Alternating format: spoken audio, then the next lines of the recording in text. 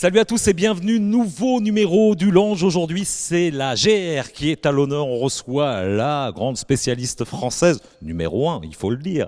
C'est Xenia Mustafaeva, je l'ai dit comme il faut. Ça va être Je suis parfait. à peu près bon. Et Marcus Gévia, évidemment, notre chroniqueur des boxeurs de l'INSEP, est au rendez-vous. Héloïse Kahn, notre spécialiste du portrait, n'étant pas là, on va se faire un petit portrait rapide, tous les deux. Alors, nom, prénom, Xenia Mustafaeva, ton âge, 21 ans, ton lieu de naissance, Biélorussie, ton sport, gymnastique rythmique, où est-ce que tu as commencé, à Minsk en Biélorussie. ton premier club, Bourges, Bourges, en France. toujours, oui, ça l'est toujours. Ton plus gros résultat 7e en finale au championnat du monde. et ton meilleur souvenir en compétition. La finale au championnat du monde où j'ai réussi parfaitement et ça restera dans ma vie Impeccable. toujours. Tes points forts dans ta discipline. Je pense le travail à l'engin. D'accord. Et enfin, ton défaut, il y en a un forcément. Non. Je suis très impulsive. D'accord. Ah, c'est peut-être pas forcément un défaut, ça. Ouais, ça peut l'être aussi. Ouais.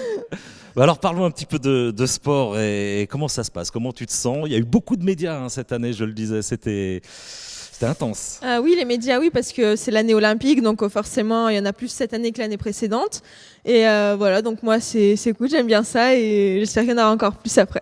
Ouais, il faut préciser que tu as deux passions, évidemment, la GR, mais aussi le journaliste. Tu fais Oui. comme Marcus, Comme Marcus. Sportcom ici à l'INSEP. Oui, oui. Et c'est ton projet futur, ça, de devenir journaliste. Oui, c'est la première année en école de journalisme ici à l'INSEP. C'est bien parce qu'on a des horaires aménagés, donc c'est super. Et voilà, donc j'espère pouvoir faire ma carrière après. Presse, radio, télé, qu'est-ce qui se branche? Plus télé, moi. Plus télé. Ouais, Ouais. La lumière. Et toi, Marcus? Pareil. Pareil. Vous voulez être dans la Je lumière. pense que ça se voit. Hein. Alors ta particularité, c'est qu'en fait, il y a 4 disciplines finalement dans ton sport. Hein, c'est ça, Oui. hein, je dis pas de bêtises. Il y a 2 disciplines, il y a l'ensemble et l'individuel. Et on a 4 engins, donc cerceau, ballon, massue et ruban. Et le truc de Xenia, c'est qu'elle est forte en tout. Oh, j'essaye. Non, mais parce qu'il faut être forte dans c'est tout, la ouais. vérité, pas de Ouais, modestie. on ne peut pas se consacrer à un engin, donc on est obligé d'être polyvalente.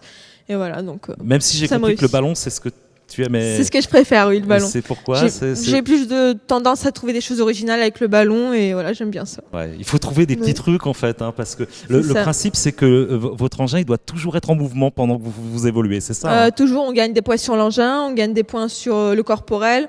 Donc voilà, faut essayer être forte dans tout. Et après, faut travailler les points faibles quand on en a. Mais ce mélange de sport et de danse, c'est compliqué. C'est spécifique, ouais, la gymnastique rythmique. On fait 1 heure de danse par jour. Donc danse classique vraiment pour avoir les bases pour mettre dans l'enchaînement. Et donc voilà, tout ce qui est artistique, le corporel vient aussi jouer sur les enchaînements. Donc on prend beaucoup de choses de la danse classique. Mhm. Vous avez une coach spécialisée dans le domaine? Oui, ouais, j'ai une prof de danse. J'ai 2 profs de danse cette année parce que ils peuvent pas venir. Une ne peut pas venir tous les jours. Donc voilà, on alterne et il y en a 2.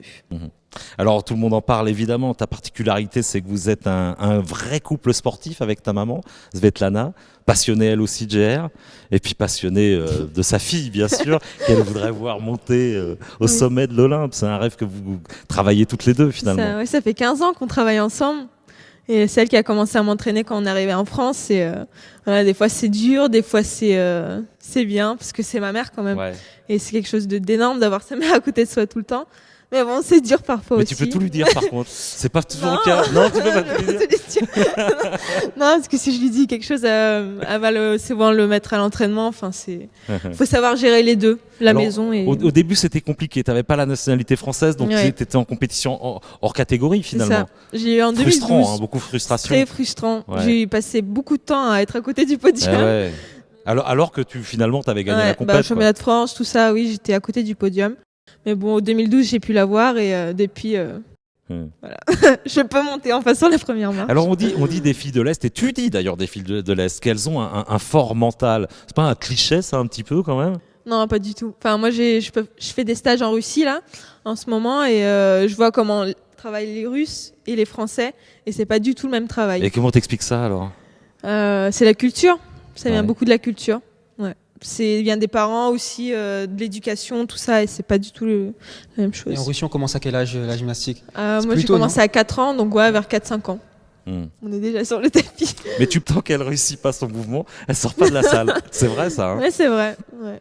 C'est du C'est 35 heures personnel. d'entraînement par semaine, à peu Oui. près. Ouais. On va parler des jeux dans quelques instants, mais d'abord, comme d'habitude, Marcus, il est dans tous les coups, il est à l'entraînement, il va voir ce qui se passe dans les coulisses. Tu nous en parles, Marcus? Alors déjà, moi je suis vraiment impressionné par la charge d'entraînement qu'impose la gymnastique rythmique. Et comme on l'a dit tout à l'heure, tu fais 35 heures d'entraînement par semaine. Là, à l'approche des Jeux, est-ce que tu vas diminuer la charge ou tu vas augmenter? Je pense que ça va être plus un travail de qualité que de quantité à l'approche des Jeux. Quand je vais en Russie, par exemple, voilà, je m'entraîne pas forcément plus, mais c'est vraiment voilà, sur le perfectionnement des enchaînements et la réussite de chaque chose qu'il y a dans l'enchaînement. Et au niveau des points faibles, pour le moment, là, c'est quoi ton point faible et qu'est-ce que tu vas travailler justement là? Je pense moi c'est le corporel plus. Ouais, j'ai plus de mal avec le corporel et là, la réussite des difficultés avec le corps. Et voilà. Alors les JO, ça y est, on y arrive bientôt, là, dans quelques semaines.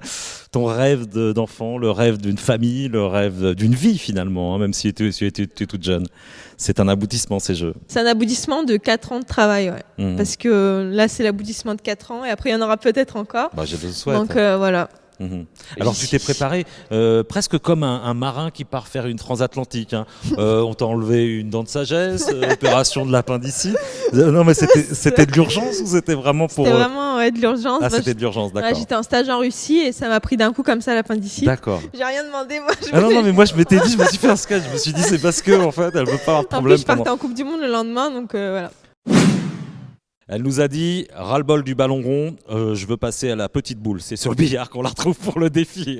Xenia, je te rappelle la règle du jeu, il faut rentrer une de ces boules le plus rapidement possible. Le chrono démarre quand tu tapes la boule blanche. Fais gaffe, hein, il y en a qui ont fait moins de 10 secondes. Hein. Il y en a qui ont fait moins de 10 secondes. Le défi de Xenia, attention.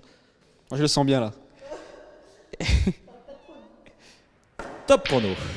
J'ai rien dit. Hein. Faut courir, hein, Xenia. Faut que tu te dépêches. Le chrono tourne. Hein. Le chrono tourne. Hein. Faut pas perdre de temps. Ah ouais, là c'est très technique. Elle a tapé dans le paquet. On appelle ça taper dans le paquet en fait. C'est du haut niveau là. Bon bah je crois qu'on va. Ah la boule blanche, t'as pas le droit de la faire tomber. T'as pas le droit. Il faut pas.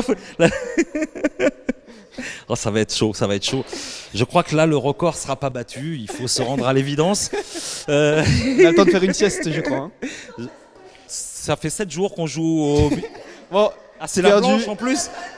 C'est la blanche que t'avais toi. C'est la blanche. Donc, tu as définitivement perdu, Xenia. Je crois que tu es éliminé du concours du défi. C'est pas grave.